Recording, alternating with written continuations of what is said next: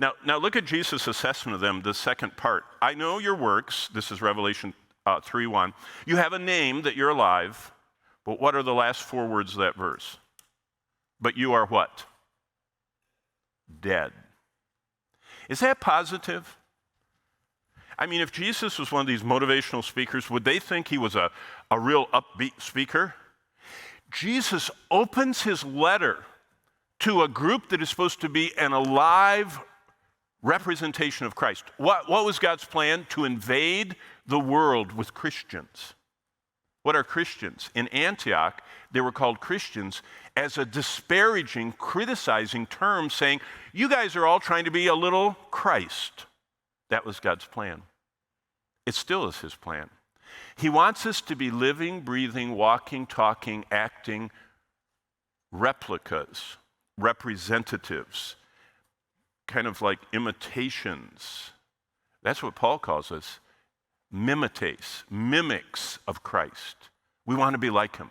Remember I told you the first day about, I read, a new industry is whenever Taylor Swift sells out another one of her Ticketmaster concerts and everybody gets their ticket, that there's a whole industry of people that make for the girls an outfit like Taylor Swift's. Do you know how much it costs? $1,500. And you can wear an imitation of her outfit. $1,500. Wow. To imitate her. Wow. You know what God says through Paul? Be ye followers together, imitators of me as I imitate Christ. So it's nothing new to imitate people. It's just very uneternal to imitate Taylor, and it's very eternal to imitate Christ. So Jesus gives them a life assessment. He said, you're not doing well.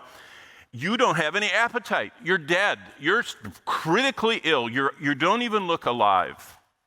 That's terrible. Number 3, Jesus gives a diagnosis. Be watchful and strengthen the things which remain that are ready to die. Revelation 3:2. For I have not found your works perfect before God. So Jesus is the only one that really gives us an accurate diagnosis. You know, I tell people, I just came from the other half of Word of Life, in Florida. Bonnie and I, I'm so distracted. She wasn't there all week long, and now I just love seeing her out there. But we were down there, and they have hundreds and hundreds and hundreds of senior citizens that live on the property, and they come to this Bible conference, and we were invited, and I taught them through the 52 greatest chapters of the Bible course, and I did John 1, John 3, John 10, John 19 and 20, Acts 2, and Romans 1. So those were my 6 sessions, and it was wonderful. But you know what? In their lives, many of them get diagnoses. And the doctor says, your heart is slowing down. You're going to need a little, pacemaker to make it speed up. Or your shoulder is giving out. You're going to need the shoulder replaced. And most people, when they get a diagnosis from a doctor, they respond because they want to. They don't want to deteriorate. Well, what's the diagnosis Jesus gave them? They needed to start on chemo. Now, my wonderful wife hasn't been here because she was visiting her sister who has cancer for the 3rd time, and Bonnie sat with her through very serious radiation and chemo. And Bonnie was describing for me chemo.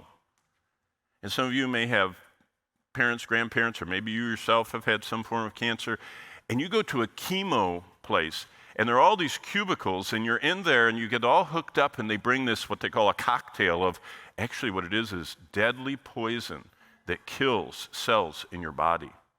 And you know what they do? They put that into your veins and target killing the bad cells. But while they're doing it, it's just really affecting you everywhere else, too. And look what Jesus says about the chemo they need in verse 3.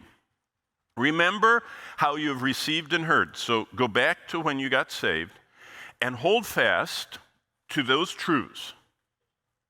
How you got saved, that Christ died in your place, and that there's nothing you can do to earn your way to heaven, and that Jesus paid it all, and that you only reach out with the hand of faith, and by faith receive the free gift, and the free gift is a supernatural transformation. Remember all that, and hold fast to those truths, and repent.